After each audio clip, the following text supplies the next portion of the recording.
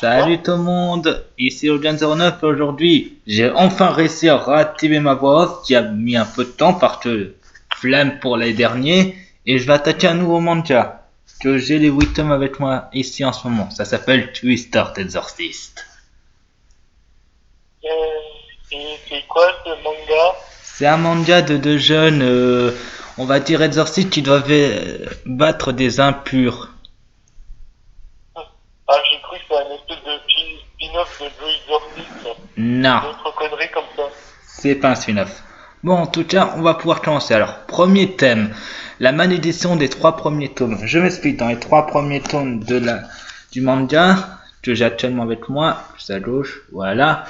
On nous dit que Rukudo, si je me souviens bien de son nom, j'essaie de me... ouais, c'est ça, Rukudo, il a un bras d'impur. Il dit que c'est une malédiction. Et j'invente rien, c'est dit dans les premières pages du manga.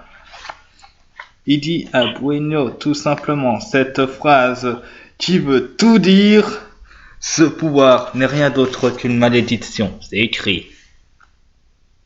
Ah bah, il a pas de chance, hein, ce personnage, hein. Il a une malédiction. Oui, mais après on apprend plus tard dans le manga que ce n'est pas une malédiction. Que en fait, enfin, dans le sens, au début, on dit qu'il a un endroit où il était attaqué par une dizaine d'impurs, où il a perdu son bras. Donc, le symbole... Genre un peu comme Full Metal Alchemist. En gros, un peu. Ensuite, plus tard, on apprend que c'est lui qui a détruit tout le truc à lui seul, tel un démon. Oh mon Dieu, est-ce que ça serait pas une référence à Blue Exorcisme par hasard? Non, parce que ensuite, par la face finale, on apprend que c'était le frère de Bueno qui en fait crée des impurs justement pour se débarrasser des petits. Je crois que c'était expliqué dans le manga numéro 3, que je me retrouve la page... 2 minutes... Ah voilà, en fait il a appelé le dieu des impurs. Ça veut tout dire. Oui, c'est clair. C'est un pur enfoiré de couilles. Pardon. Ensuite, deuxième sujet, la tragédie. Alors que je me souviens du nom parce que j'ai pas totalement le nom en tête. Oui, j'ai pas tout en tête, mais j'essaie de me rappeler. Alors, que je me rappelle. C'est où déjà? Ah, j'ai du mal. J'ai vraiment du mal. Tu veux pas m'aider la voix off en cherchant?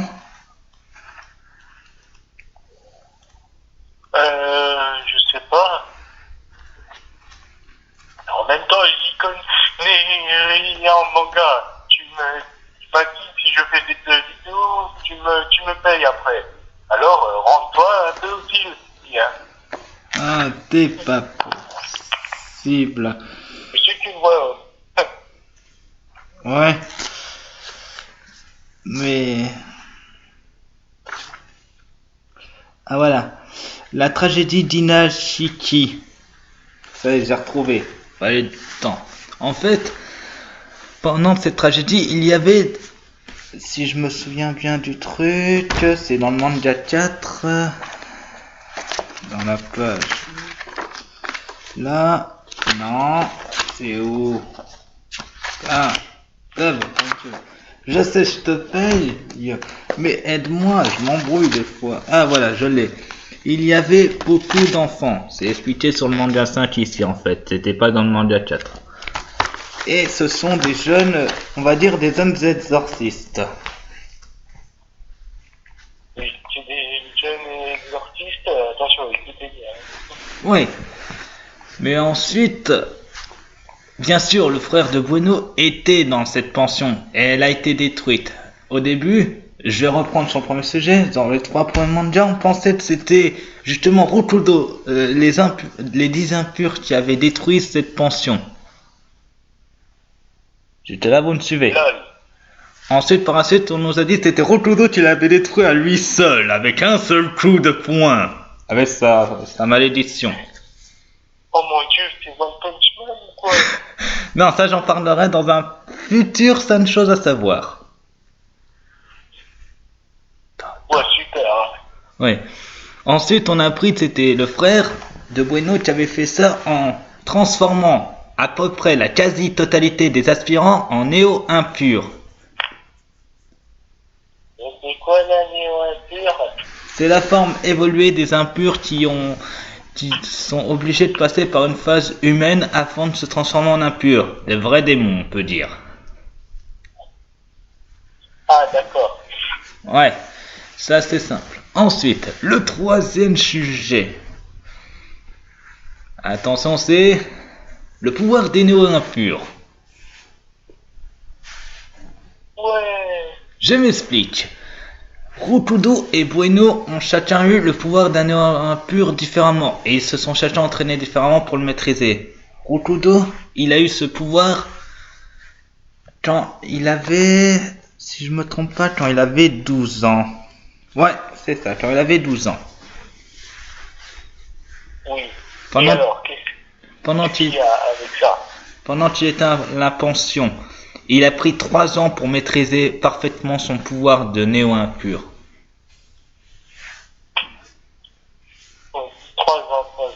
Ouais, mais 3 ans foutus en l'air parce que son maître avait pris son amulette et l'a déchiré pour dire ton pouvoir, c'est de la merde. En gros, c'est ça. Oui. Et il avait donné une autre amulette quand il a combattu le frère de Bueno. Vraiment? Ouais, une nouvelle amulette où il a amélioré son bras en meilleur bras. Wow, mais c'est de la chance. Ouais. Ensuite, par la suite, Bueno. Elle, c'était plus compliqué. Elle a eu le pouvoir d'un néo impur avec l'aide, si je me trompe pas de son nom, d'un Bazara. De quoi? Un Bazara, c'est une forme améliorée des impurs qui s'appelle Camille. Je t'explique. K-A-M-U. Camille Combal? Nul. Non, son orthographe c'est K-A-M-U-I. Ouais. Ouais. Sauf que je vais m'expliquer un truc. On peut avoir le pouvoir d'un impur que si on a baptisé avec un impur. Sauf que le souci c'est que j'ai oublié de vous préciser un détail. Enfin, avant de préciser le détail, je vais continuer avec Bueno. Elle a pris à peu près 2 ans pour maîtriser son pouvoir de ses jambes de néo impur.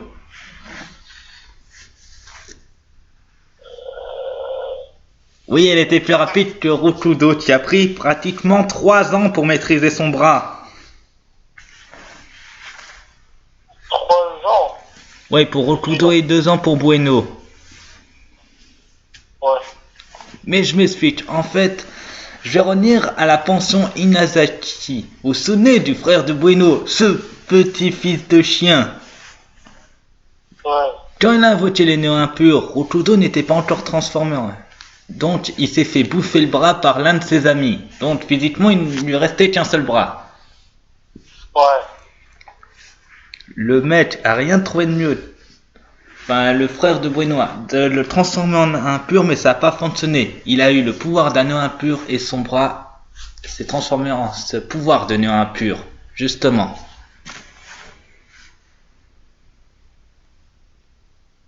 C'est tout à fait intéressant. Merci pour cette histoire.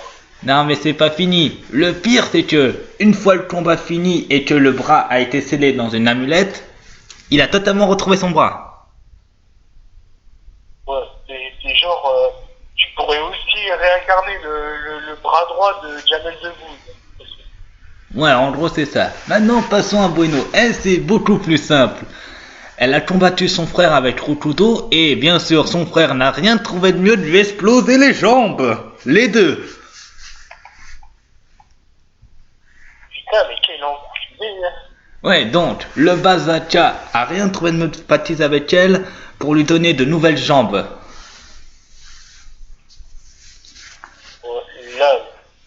Et bien sûr, devine qui s'est passé par la suite. Non, vas-y, dis-moi. Bah en fait, les jambes d'un pur ont remplacé ses jambes. Donc elle a retrouvé ses jambes. Physiquement. Putain, je me demande si ce gars est bizarre ou il est bizarre. Ou réaliste, ça serait une bonne idée pour refaire pousser des bras à des personnes. Ouais, Par contre, il faut avoir une volonté très forte. ouais.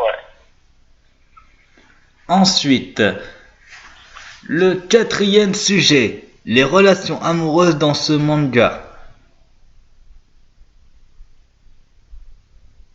Ok, bah fallait bien y attacher quelque part, parce que dans ce manga, il y a des relations amoureuses, en veux-tu, en voilà.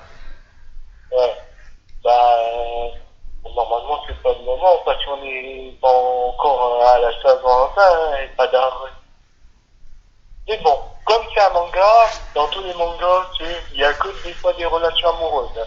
Attends, je m'explique. Dans le tome 1, on apprend que Rukudo est un fucking dragueur, à 2 balles, bien sûr.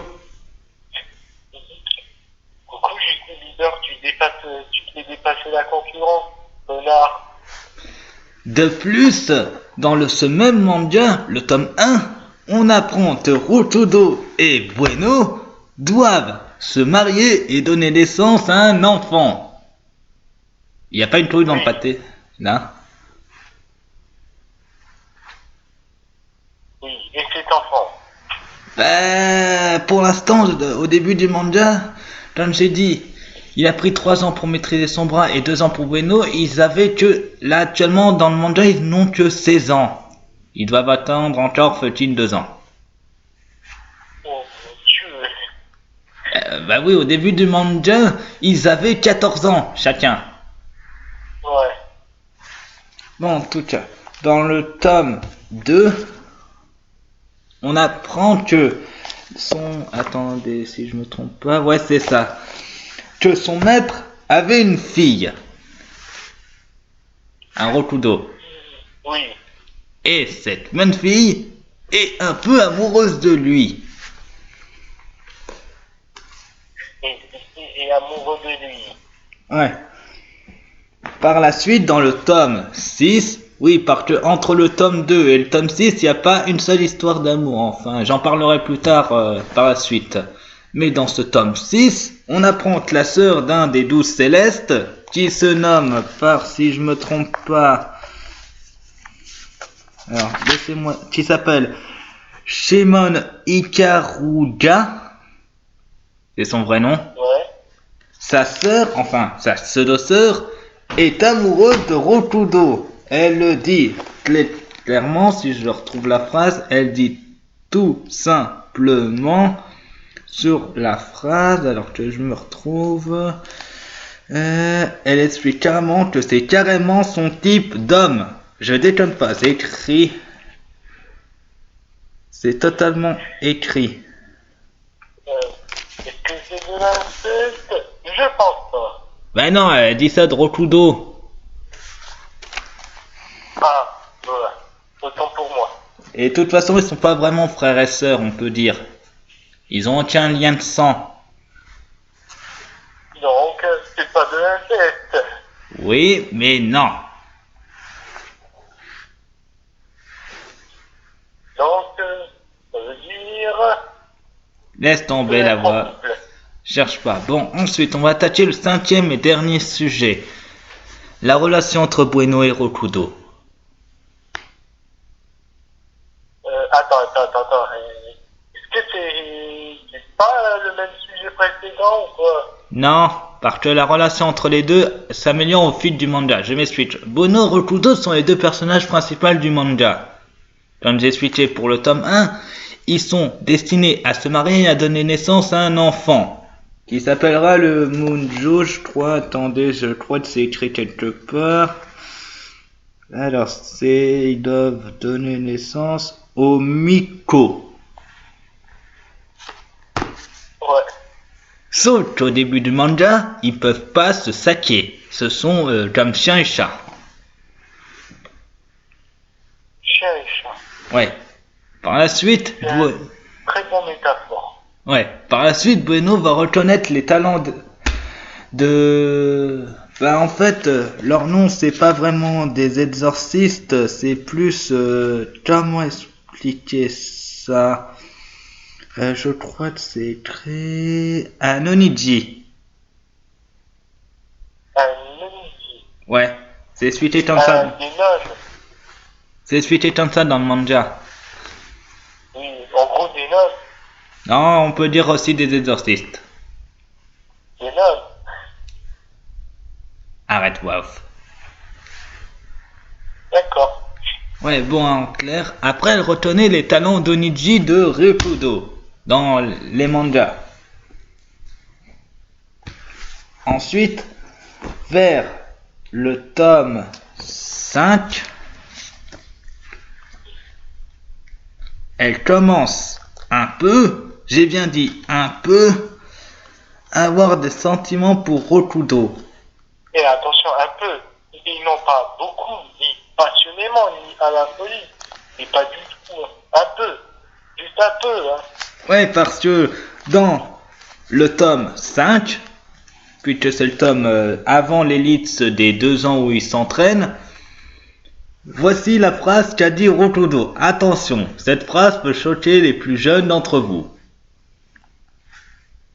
Il dit devant un chef des Oniji, il dit ça à Bueno, marions-nous immédiatement après, direction la maison et on s'en va en l'air en faisant un enfant. Et la fille n'a pas trouvé mieux de rougir comme une pivoine. C'est pas des blagues, c'est vraiment écrit dans le manga. Belle réplique que j'ai jamais entendue de ma vie. Ouais.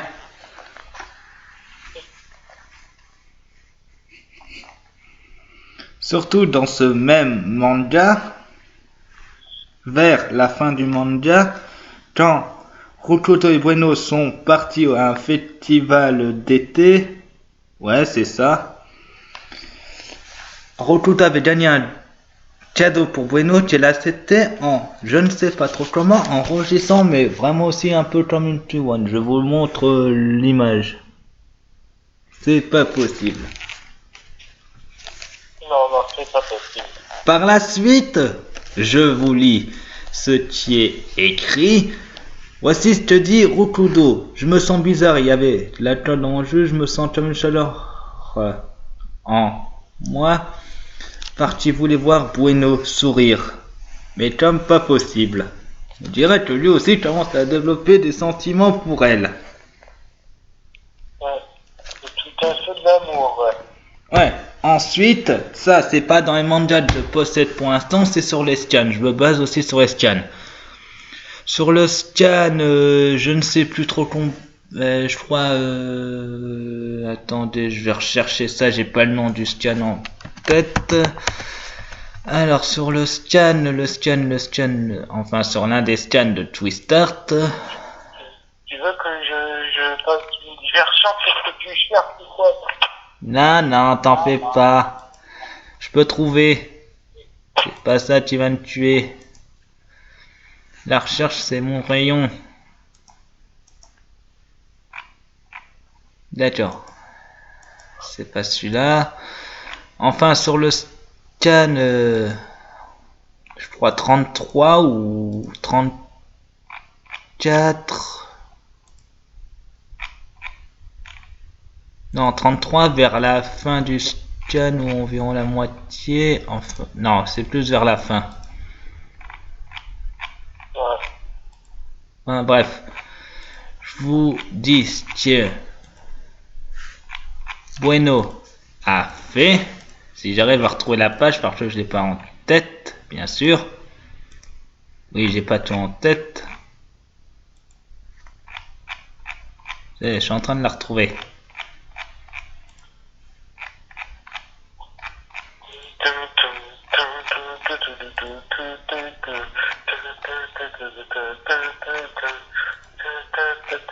Merci de meubler, parce que là je suis en train de chercher encore. Bien sûr, ça va pas. J'essaie de faire une musique d'attente, on n'a pas assez de budget pour faire une musique ou d'autres montages. Alors, Je sais. Moi qui est en train de faire tout. Ouais, merci la voix off. Ça y est, je l'ai retrouvé. Sur le scan 33 du tome 9 qui est pas encore sorti à la page 31, attention précision, Bueno a embrassé Rokudo. Oh my god! C'est pas des blagues, c'est vraiment comme ça que ça s'est arrivé. Bah bon, Oh. Dieu Bueno, tu perds pas de temps. Bon d'accord, t'as eu 2 ans pour t'entraîner, mais c'est pas une raison. Comme on dit, pas le temps de niaiser. Ouais, surtout que Rokudo allait partir sur l'île juste après. En tout cas, c'était 5 sujets bien fun à faire sur ce manga, alors je vous dis turn sur ma chaîne, abonnez-vous, mettez des pouces bleus, mettez vos défis pour les prochains let's play dans les commentaires et n'oubliez pas, je serai toujours là pour. Allez, à plus tout le monde, bye.